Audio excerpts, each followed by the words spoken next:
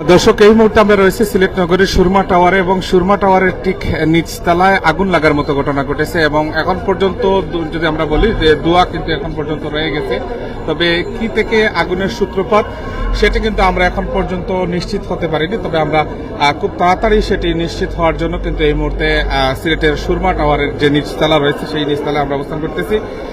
আগুন কি হয়েছে, কিনা লাগছে যে আগুন লাগছে সামনে থেকে উপর থেকে সিগারেট বা কিছু ফেলাইছে, এই থেকে আগুন লাগছে, বাইরের দিকে আগুন লাগছে বুঝলেন। তো আনুমানিক 10টার দিকে এই ঘটনা করছে, 10টার দিকে করছে না, কোনো ক্ষয়ক্ষতি হয় নাই। আমরা ফায়ার সার্ভিসের কন্ট্যাক্ট করায় তারা তাড়াতাড়ি চলে আসছে এবং এর জন্য কোনো ক্ষয়ক্ষতি আমরা হয় নাই বুঝলেন। এখন ঠিক আছে মোটা জি না, কোনো ধরনের ইনশাল্লাহ জি না, কোনো ধরনের কোনো ক্ষতি জি না, কোনো ধরনের কোনো ক্ষয়ক্ষতি হয় নাই, ঠিক আছে এখন ইনশাল্লাহ বুঝলেন। ওকে, আসসালাম। দর্শক, আমরা এই মুহূর্তে রয়েছি সিলেট নগরীর সুরমা টাওয়ারে। তবে সুরমা টাওয়ারে যদি আমরা বলি যে এখন থেকে প্রায় আগুন ভাই একটু তো আমরা মাথার চেষ্টা করবো আসলে কি তো হয়েছে ভাই একটু। আসসালামু আলাইকুম। আমি ওখানে গাড়িতে বসত আসছিলাম, আস্তে আস্তে দেখা যায় যে ওখানে আগুন জ্বলে, বাদে আপনার ফায়ার সার্ভিস ওসাইডে আগুন জ্বলে। পরবর্তী তারা তো আপনার যে ইমার্জেন্সি একটা আছে আর কি, সব লিগাই এটা বন্ধ করছে আর কি। তারা কোনো ক্ষয়ক্ষতি আল্লাহর কমিলে হয়েছে না। জি জি, আমি ওখানে পার্কিং করছিলাম না, সামান্য প্রথমে এত সামান্য পরে ধীরে ধীরে সামান্য বাড়িয়েছে আর কি।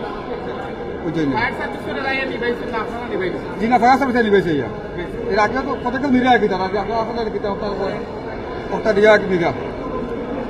থ্যাংক ইউ ভাই, ওকে, আসসালামু আলাইকুম।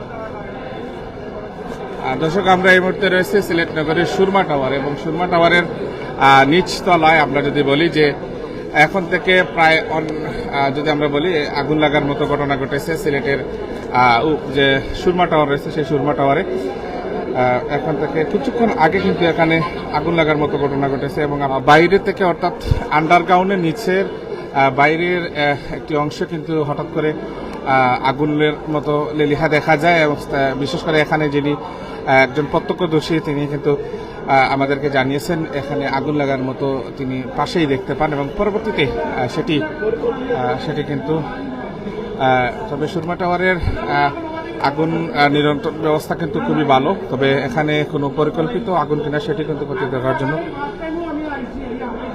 এই পাশ দিয়ে কিন্তু আগুনের সূত্রপাত প্রথমে হয়।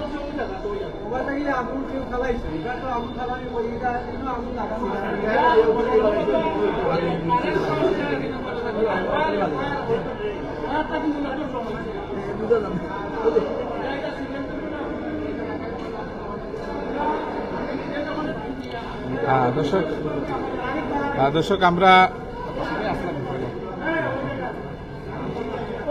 আমরা একজন প্রত্যক্ষদর্শী আমাদের সহকর্মী ওনার কাছ থেকে আমরা জানতে চাইব। মাসুম ভাই, আপনি এখানে কি দেখেছেন? আসসালামু আলাইকুম।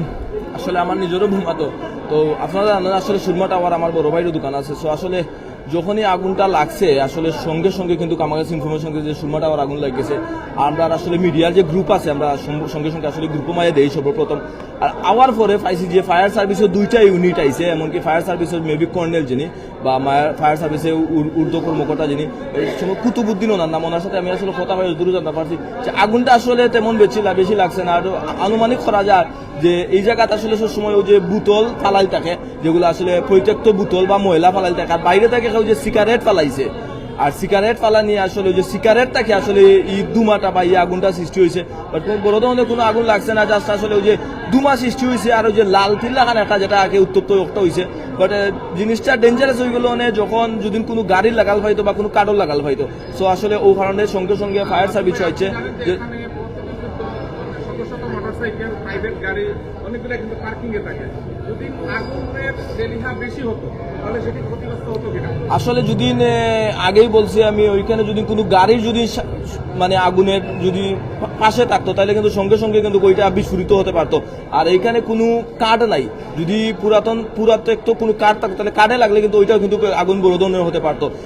এই জন্য আসলে তেমন বড় কিছু হয় নাই। আর এইখানে শুধু বোতল আর ওই যে পুরাতত্ত্ব ওই যে ময়লা এগুলো আর কি, এগুলোর মধ্যে হালকা আগুন ধরায় আর এগুলা থেকে দুমাটা বেশি বাইর হয়েছে, যার কারণে সারা আপনার দেখছেন যে সুরমা টাওয়ার ফায়ার সার্ভিসের 2টা ইউনিট ছিল, তারা আমাদেরকে বলছে তারা 2টা ইউনিট আসার পর তারা কিন্তু সঙ্গে সঙ্গে ওইটা নিয়ন্ত্রণে এনে ফেলছে। আর এখন মোটামুটি বর্তমানে সুরমা টাওয়ার ডেঞ্জারাস মুক্ত আছে। ধন্যবাদ।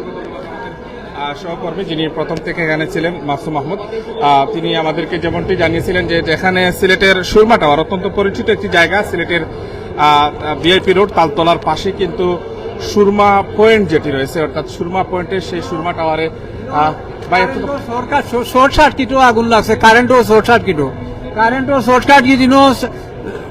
কারেন্টও লাইন আছে একটা, ও কারেন্টও শর্ট সার্কিট তাকিয়া আগুনের সূত্রপাত হয়েছে, এগুলো সত্য।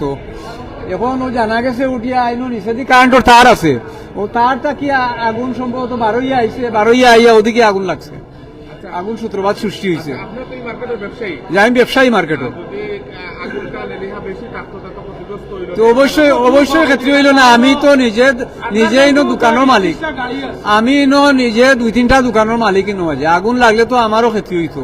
যাই হোক, আল্লাহ রক্ষা করছেন, ফায়ার সার্ভিস আইসে তোর প্রতিতে ব্যবস্থা নিছে, আর আমরা যারা আছে দায়িত্বপ্রাপ্ত তারা ব্যবস্থা নিছে, নিয়া আগুনটা নিবাইছে, একটাই সবচেয়ে বড় জিনিস।